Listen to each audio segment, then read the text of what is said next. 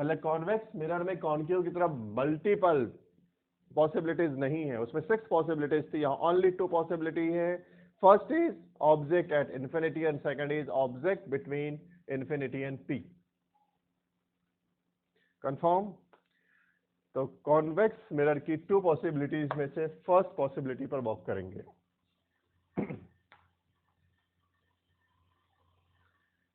If object is at infinity,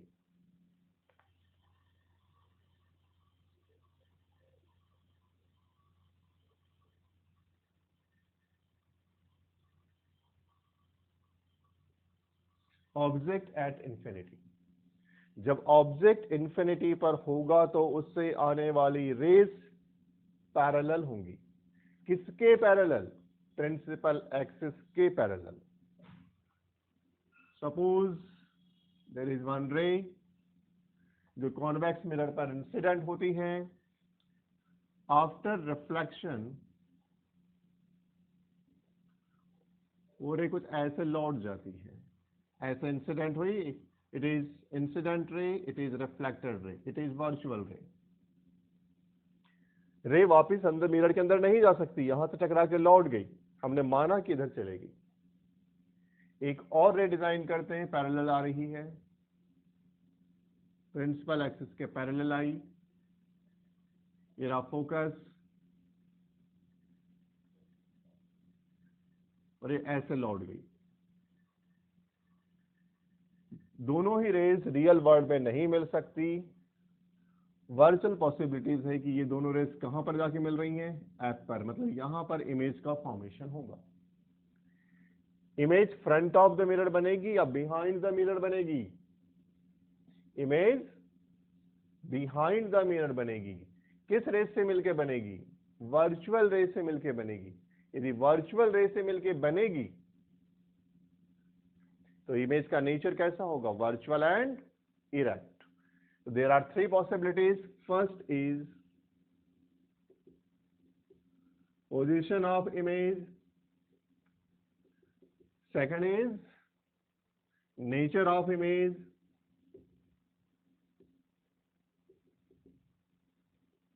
And third is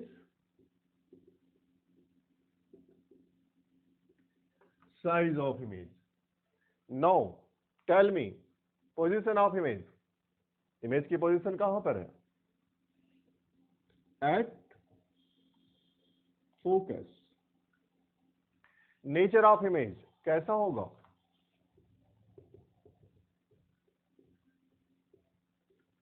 virtual and erect. Image virtual होगी और सीधी होगी, object सीधा तो इमेज भी सीधी होगी। साइज कैसा होगा? बहुत छोटा है, बहुत छोटा है, हाईली डिमिनिश्ड।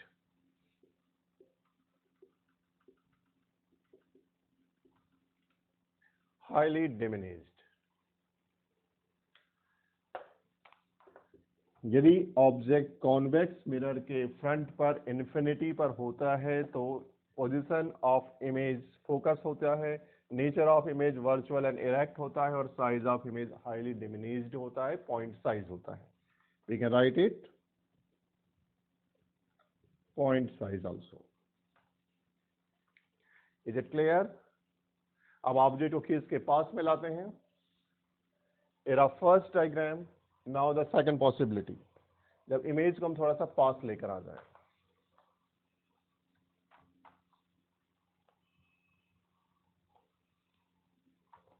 इसमें ऑब्जेक्ट इंफिनिटी पर नहीं होगा, इंफिनिटी से पास लाएंगे, मतलब इंफिनिटी और पोल के बीच होगा। इट मीन सेकंड पॉसिबिलिटी क्या होगी? Anywhere between infinity and pole.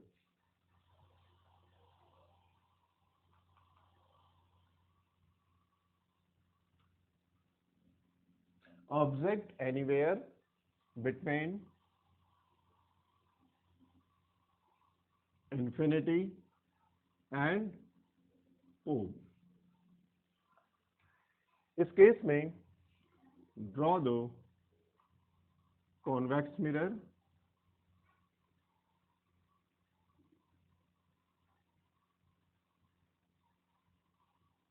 draw the principal axis it is C, it is F, it is P. Object infinity और पोल के बीच में कहीं भी हो सकता है, सपोज यहां पर है।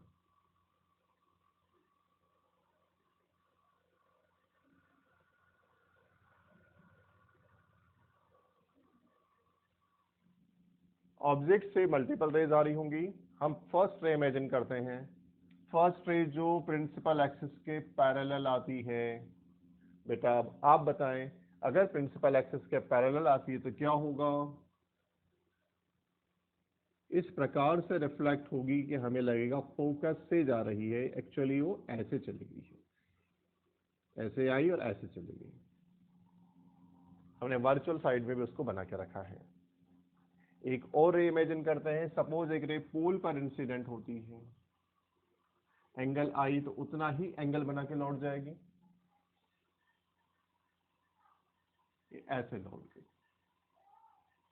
फर्स्ट रे पैरेलल आई, फोकस से जाती हुई दिखाई दे रही है पर इधर लौट गई। सेकंड पोल पे इंसिडेंट हुई और इधर लौट गई। अगर हम इस रे को वर्चुअल वर्ल्ड में आगे बढ़ाएं तो यहां पर इंटरसेक्शन हो रहा है, पॉइंट ऑफ इंटरसेक्शन पर ही इमेज फॉर्म होती है। इस केस में इमेज यहां बनेगी, it is beads. Now image कहां बनी? P और F के बीच, between P and F। Nature of image virtual है, इसलिए वर्चुअल एंड इरेक्ट, और उसका साइज इससे कैसा है? स्मॉल। मतलब आप क्या लिखेंगे? Position of image, tell me position of image between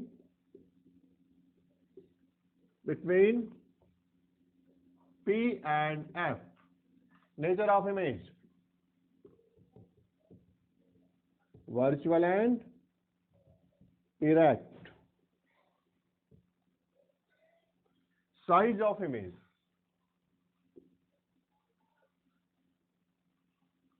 very small.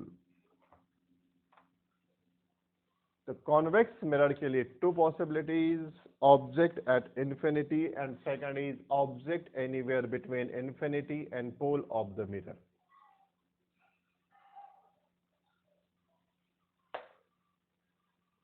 Very simple.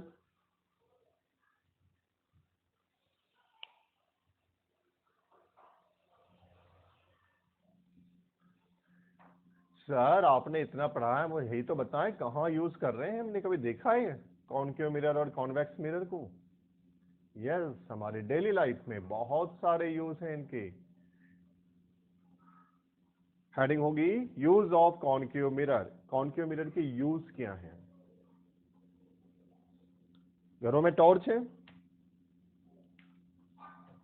Torch कुछ ऐसा होता है,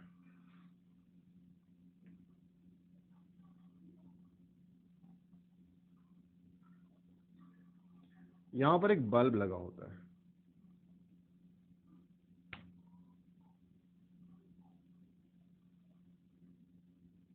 यहां पे बैटरीज होती हैं। यहां पे जो फोकस होता है, सामने की सरफेस हाईली पॉलिश्ड होती है, मतलब यहां पॉलिश होता है और बहुत शाइन करता है ना? या सर्च लाइट में, या आपके व्हीकल के हेडलाइट्स में। एक क्वेश्चन आया था व्हीकल में कौन सा मिरर यूज होता है, तो मैंने कहा था व्हीकल के अलग अलग पार्ट में अलग अलग मिरर्स यूज होते हैं। व्हीकल के हेडलाइट में भी यही मिरर यूज होता है। तो यूज ऑफ कॉनकेव मिरर में फर्स्ट पॉइंट होगा used in torches, search light and headlights of vehicle, इन सभी में यूज होता है। सेकंड होगा use to see large image of face as shaving mirror. जो सेविंग मिरर होता है, तो सेविंग करने के लिए हमें बड़ा चेहरा चाहिए होता है, इमेज बड़ी चाहिए होती है, उस केस में भी सेविंग मिरर जो होता है वो कॉनकेव मिरर होता है। और होता है, आपने देखा होगा कि अगर किसी ने चॉकलेट ज्यादा खाई और टिथ पेन हुआ, दांतों में दर्द हुआ, तो डेंटिस्ट के पास जाता है, तो डेंटिस्ट एक मिरर लेकर के ऐसे टिथ में लगाता है, तो टिथ की इमेज बड़ी होकर दिखती है, इनलार्ज होकर दिखती है, क्योंकि कॉनकेव मिरर में जो भी चीज पास होती है उसको इनलार्ज करके दिखाता है वो। उस केस में डेंटिस्ट भी यूज करते हैं, used by dentist to see large images of the teeth. तो कॉनकेव मिरर अपन कहाँ यूज करेंगे? सर्च लाइट में, टॉर्च में, व्हीकल के हेडलाइट्स में, शेविंग मिरर की तरह, और डेंटिस्ट टेस्ट देखने के लिए ये यूज हुए कॉनकेव मिरर के। इसी प्रकार से जो सोलार सिस्टम होते हैं उसमें भी कॉनकेव मिरर यूज किया जाता है कि इसमें क्या होता है कि अगर किसी पर्टिकुलर पॉइंट पे फोकस करना है तो जो रेज आ रही हैं उन्हें हम किसी पर्टिकुलर पॉइंट पे फोकस करा सकते हैं, हल्का सा स्लाइटली तिरछा लगा दिया जाए। तो इस केस में जो रेज आती हैं वो किसी पर्टिकुलर पॉइंट पर फोकस हो जाती है, इसका फोकस होगा, तो वहां पर हीटिंग इफेक्ट जनरेट किया जा सकता है, एनर्जी बढ़ाई जा सकती है। तो बहुत सारे सोलार अप्लायंसेस में भी कॉनकेव मिरर यूज किया जाता है। Large concave mirror used to focus sunlight in solar appliances. Important use हुए कॉनकेव मिरर के। इसी प्रकार से क्वेश्चन आता है कॉन्वेक्स मिरर कहां यूज किया जाएगा? तो बच्चों कॉन्वेक्स मिरर फिर से आते हैं व्हीकल में। व्हीकल की हेडलाइट कॉनकेव मिरर है, लेकिन व्हीकल का जो रेयर व्यू मिरर है, जो आपकी गाड़ी चलाते और बाजू में लगा रहता है, जिसमें अपन ऐसा देखते हैं तो पीछे का दिखाई देता है, it is convex mirror. Fix करिए दिमाग में, हेडलाइट में कॉनकेव मिरर, और जो रेयर व्यू मिरर है, जो साइड ग्लास होता है, जिसको हम साइड ग्लास बोलते हैं, रेयर व्यू मिरर, उसमें कॉन्वेक्स मिरर होता है। तो used convex mirror used as rear view mirror in vehicle because it gives erect image. It also helps the driver to view large area. इसके दो advantage है convex mirror को बाजू में लगाने की। पहली बात है कि ये बहुत बड़े एरिया की छोटी सी इमेज बना के हमको बाजू में दिखा देता है, तो बहुत बड़ा एरिया कवर होता है उससे। और दूसरी बात, इरेक्ट इमेज बनती है। पीछे से ट्रक आ रहा है तो सीधा दिखता है, उल्टा ट्रक नहीं दिखता है। ये एडवांटेज है कॉन्वेक्स मिरर के। तो रेयर व्यू मिरर की तरह यूज किया जाता है। और कहाँ यूज होता है? स्ट्रीट लाइट में। स्ट्रीट लाइट में भी यूज किया जाता है कॉन्वेक्स मिरर, क्योंकि आपको लाइट को फैलाना होता है। ये स्ट्रीट लाइट है, ये पोल रहा, यहां पर बल्ब लगा दिया जाएगा, और ये रहा कॉन्वेक्स मिरर जो अंदर से पॉलिश होगा। जब बल्ब का लाइट आएगा तो ये जब टकराएगा इससे तो लंबे एरिया तक फैला देगा। तो स्ट्रेट लाइट का जो लाइट है बहुत दूर तक फैल के जाता है, तो जो गाड़ियों को दूर तक लाइट देता है। दैट्स वाई स्ट्रीट लाइट में भी कॉन्वेक्स मिरर यूज किया जाता है। इसी प्रकार से कुछ जगहों पर शॉप्स में या ऑफिसेस में सिक्योरिटी मिरर की तरह भी कॉन्वेक्स मिरर यूज किया जाता है। तो ये कुछ इंपॉर्टेंट यूजेस थे कॉनकेव मिरर के एंड कॉन्वेक्स मिरर के। ये सिंपल थ्योरी है एग्जाम में, लेकिन 2 मार्क्स का 3 मार्क्स का क्वेश्चन आ सकता है बेटा। इसके बाद हम न्यूमेरिकल के लिए कुछ इंपॉर्टेंट पॉइंट्स दे रहे हैं, बेस बना रहे हैं न्यूमेरिकल के लिए। इसलिए अब जो बताने जा रहा हूं ये दिमाग की बत्ती जला करके गौर से सुनना, very very very important. Sign conventions of reflection by spherical mirror, sign conventions।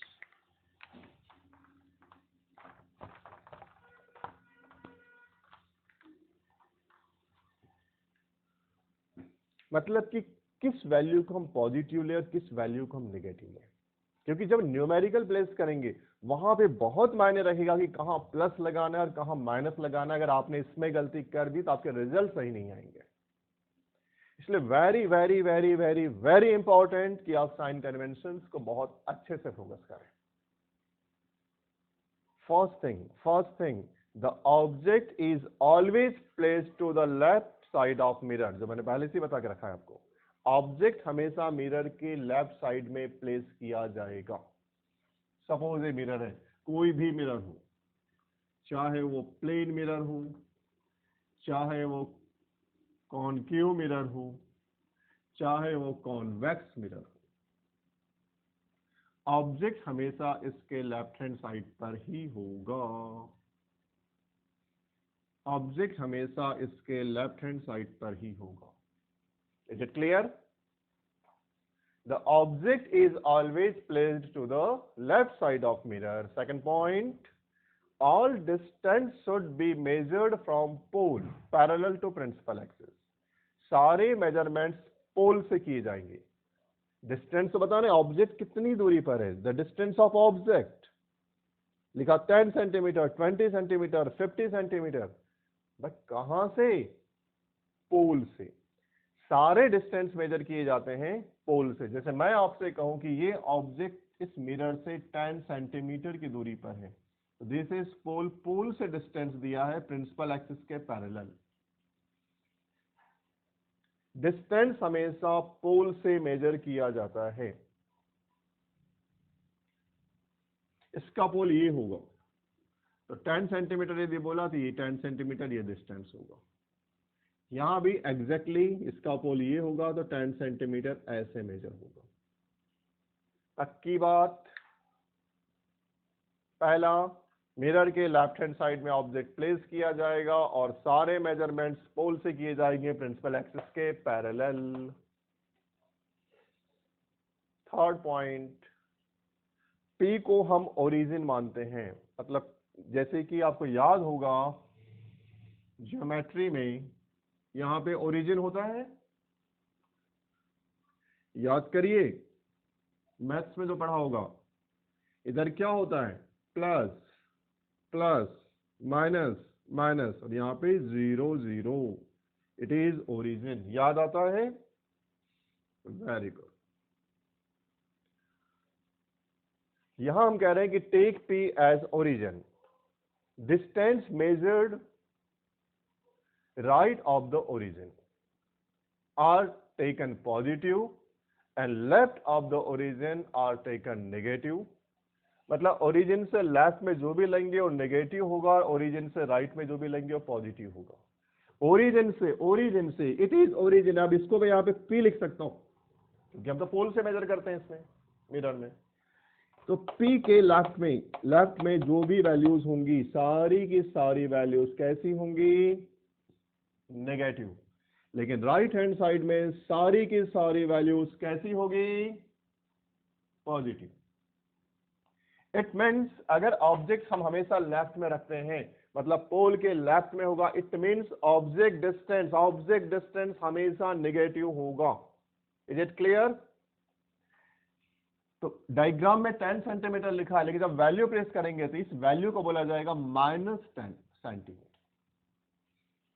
क्योंकि वो P से लेफ्ट हैंड साइड पर है।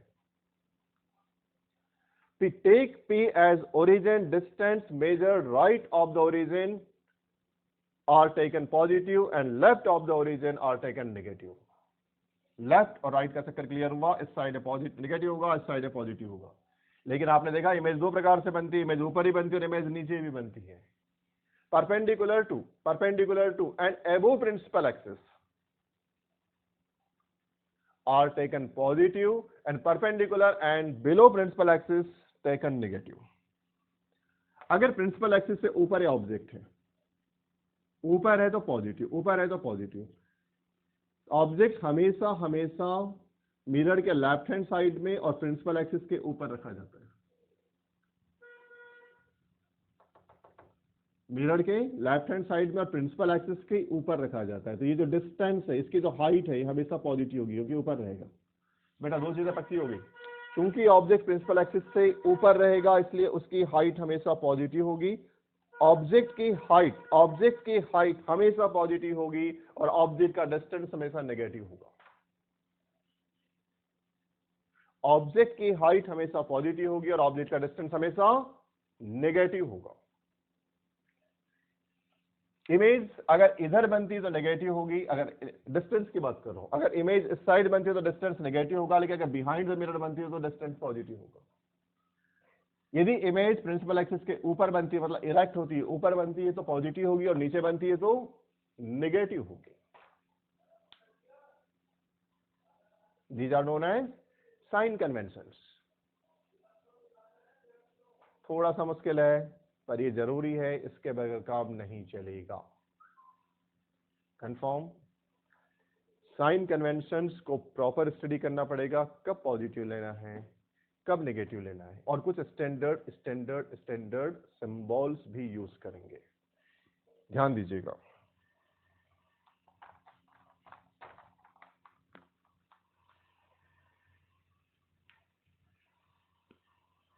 फर्स्ट इज एफ, बताया हुआ है focal length, F is focal length. क्या होगा?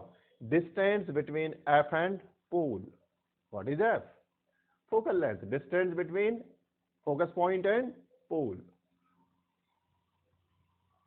Small u, distance of object from pole, distance of object from pole. V, distance of image from pole, distance of image from pole. R, radius of curvature, radius of curvature. ये चार symbols आपको पता होने चाहिए। F is a focus, U is a distance of object, V is a distance of image, and R is a radius of curvature. आज symbols पे काम कर ले। Next class very very very important होगी, जिसमें कि मैं आपको साइन कन्वेंशंस पे मास्टरी करा दूंगा। बहुत आराम से समझना, सारे डायग्राम कंप्लीट कर लेना, सारा वर्क कर लेना, सारे पॉइंट्स को अच्छे से पढ़ लेना। इसके बाद साइन कन्वेंशन, और साइन कन्वेंशन सीख लिया था, मिरर फार्मूला, मिरर फार्मूला के बाद सीधे न्यूमेरिकल पे उतरेंगे। एनसीईआरटी का एक एक क्वेश्चन सॉल्व करेंगे, हर एक क्वेश्चन सॉल्व करेंगे, और उसके बाद कुछ एक्स्ट्रा क्वेश्चंस भी करेंगे। तो डू हार्ड वर्क, मेहनत करें, खूब मेहनत करें, स्टडी एंड अगेन स्टडी। खूब सारा टाइम है, बाकी सब्जेक्ट चल नहीं रहे, साइंस और मैथ चल रहा है, बस हो गया। ओके, एंजॉय द साइंस, हर जगह साइंस है, just feel the science. All the best, do well, thank you.